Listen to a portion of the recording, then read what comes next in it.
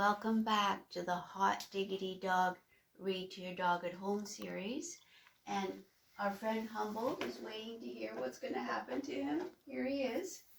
So we're now at chapter 13 after Humboldt has been taken in a sack to the Baba Yagas. Chapter 13.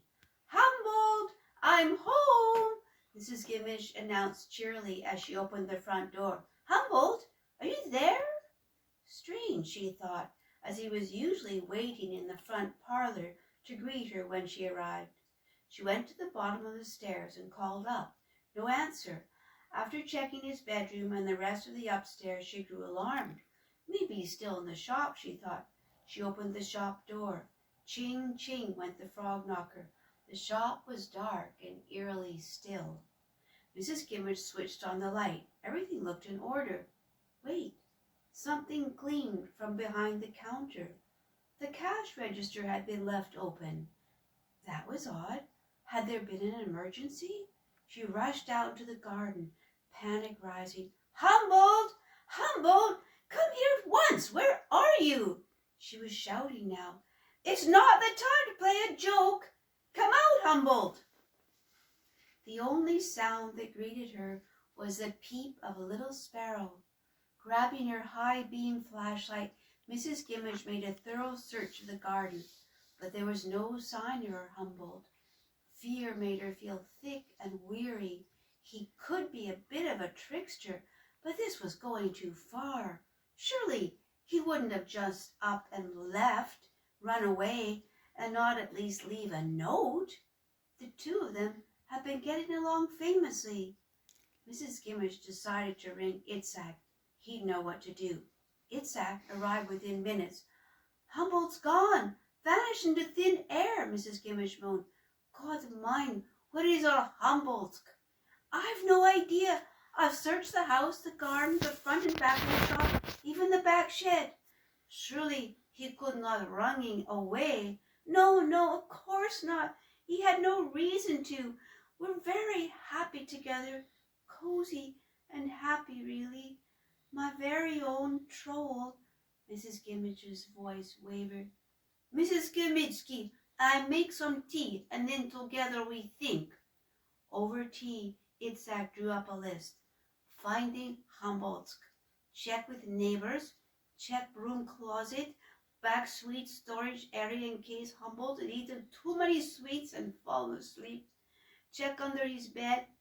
Did anybody see Humboldt leave? Was he alone? Mrs. Gimmidge read through the list and nodded wearily. Mrs. Gimmidge, we find Humboldt. We can do this thing. Itzhak did a round of the neighborhood. Although he appeared optimistic, inside he felt a cold dread. Mrs. Gimmidge, the neighbors knowing nothing, he reported. We check your garden again. They moved methodically across the garden from the sidewalk to the shop entrance, looking everywhere for clues. Mrs. Gimmidge, put the flashlight on every leaf. That's good. Hold it up high. Wait, stop. Look over there. I show you something. Itzhak took the flashlight and shone it on the flower bed. He knelt down. Beside the shop door, the light fell on a clump of snowdrops that seemed to be bowed in prayer. Next to the flowers was a set of footprints, uneven, one long, pointing footprint beside a much shorter one. This is great danger. This tells us only one thing. Itzhak's voice fell to a whisper. The Baba Yaga was here. Itzhak stood and put his arm tenderly around Mrs. Gimmidge. Mrs. Gimmidge, the Baba Yaga has a Humboldt. Please, Mrs. Gimmidge, quickly we must go inside. You close the windows, pull the curtains. I can lock all doors. Itzhak darted about, double-locking doors, stuffing cloth under the front doorway, and sealing the windows. Mrs. Gimmidge had never seen Itzhak look so pale and wan. Please, come with me into back room. Only speak so nobody hear. Make tea and bring candles. We need something stronger than tea, muttered Mrs. Gimmidge, reaching for an ample bottle of Irish whiskey beside Itzhak's fiddle. The candle lit, Itzhak drew his chair up next to Mrs. Gimmidge. "The Baba Yaga," Itzhak began. The name had to be coaxed from deep in Itzhak's throat. "This is the one whose name I dare not say. In Slavic language, how you calling a kind of witch. We always know by this boot. One foot is not so good, and the boots is different sizes.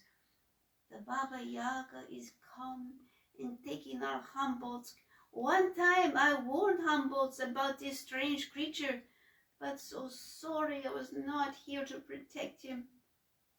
But surely in England, mercy me, we are in the 21st century, we don't really have witches.